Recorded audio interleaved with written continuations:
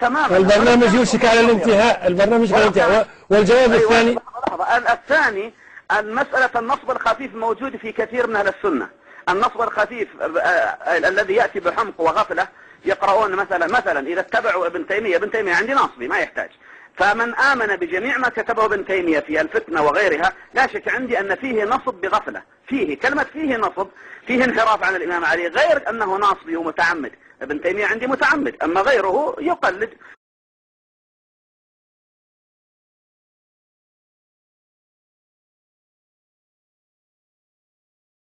البخاري كان منحرفا عن أهل البيت، توفي عام 178 تقريبا. كثير الرواية عن النواصب. النواصب لا يخلو منهم كتاب حديث، لكن البخاري أكثر منهم. البخاري يعني له أشياء واضح فيها الميل. فبخارى كان فيها في الماضي فيها ميل فطري هكذا إلى بني أمية، مثل ميل همدان إلى أهل البيت، ميل مدحج، ميل الأنصار إلى أهل البيت. كان هناك قبائل ومواطن ميلها إلى بني أمية.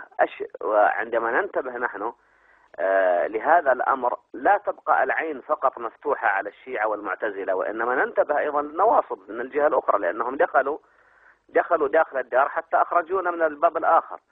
فالبصرة كانت منحرفة عن الإمام علي، الشام في الفترة انحراف عجيب، أصبهان كانت منحرفة ثم تشيعت، بخارى كانت منحرفة، سجستان كانت، وهكذا. فأحيانا نجعل البخاري حكما، يعني وهو قد يكون في الطرف الآخر، قد يكون أقرب إلى خصوم أهل البيت من أن يكون منصفا. الأخ أبو المنتصر هو يعني بما أنه قد وجه لي يعني اتهامات، من حقي أن أقول أنه ناصبي. نعم نعيدها جذعة، ناصبي ومن أتباع بني أمية ومن الذين ورثوا هذا النصب.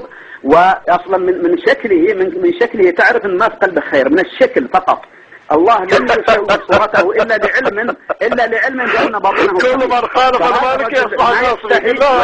هذا مكان أصولية ولا نقاط؟ انظر هذا واحد يعني مسلم بالله تأمل إليه، والله ما قبح الله صورته إلا لقبح في قلبه.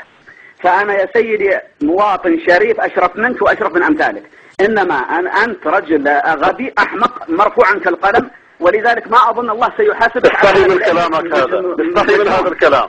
أما يعني قوله عن المصاهرات بين بني أمية، المصاهرات نحن الآن تجاوزناها مسألة المصاهرات، وينقلها من يا ليته عالم الأنساب. النسب يا سيدي ليس إليك، أن تنقل من كتب يا ظهير وتأتي تنقلها لنا هنا وقال فلان وقال فلان. نحن نعرف يا سيدي أنك يجب أن تسكت إذا تحاور السعوديان، إذا نقد الواقع مع إصلاح الواقع التقيا، ما تأتي أن تفسد بيننا كما أفسدت على نفسك وأفسدت والله كآبة.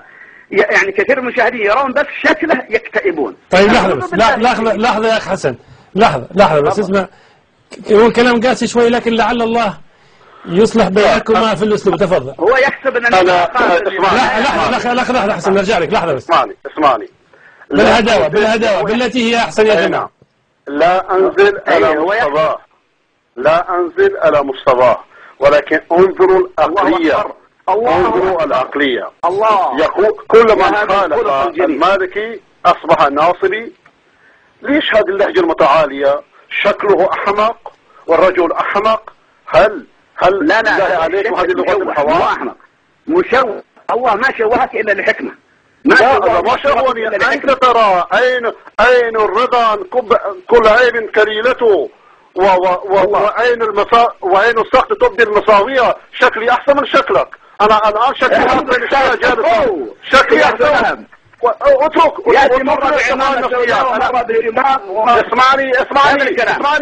اسمعني بلاش اللهجة المتعالية. إذا تكلم السعوديان اسكت أنت، استحي من هذا الخطاب.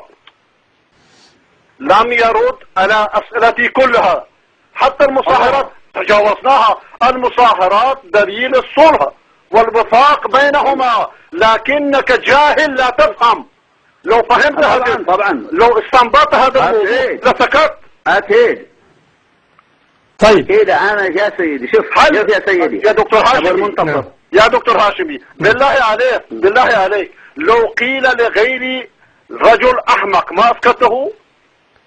رجل يصب ويقول أنت أحمق وأنت هكذا لا دقيقة لا دكتور بلوش. أنا أجيبك. أنا أجيبك.